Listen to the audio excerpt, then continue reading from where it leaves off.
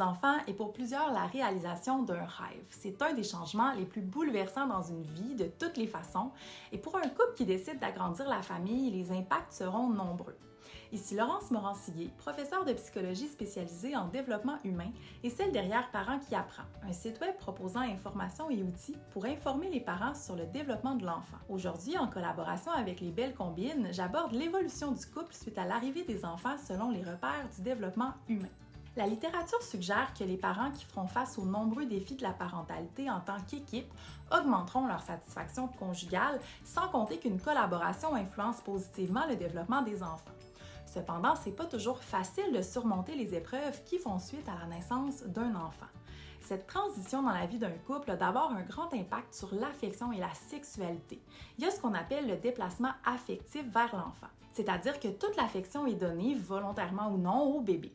Un parent qui nourrit son enfant, qui le cajole, qui le prend dans ses bras pour les dodos et qui est constamment sollicité physiquement peut avoir envie de se retrouver dans sa bulle quand l'enfant dort dans son lit ou joue sur son tapis. Il y a donc nettement moins de démonstrations d'affection au sein de plusieurs couples et c'est normal. La vie sexuelle est aussi différente, voire inexistante à la suite de l'arrivée d'un enfant. Les hormones, l'adaptation à un corps qui est changé, le manque de temps et la fatigue vont jouer sur les échanges intimes.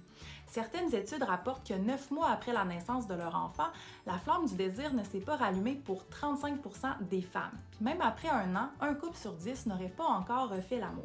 Il y a aussi la fatigue et les soins à prodiguer à l'enfant qui occuperont surtout le quotidien. Et bien qu'on va souvent conseiller aux parents de prendre un temps pour se retrouver, c'est pas toujours facile ni possible. Surtout la première année de vie du bébé où ses besoins priment.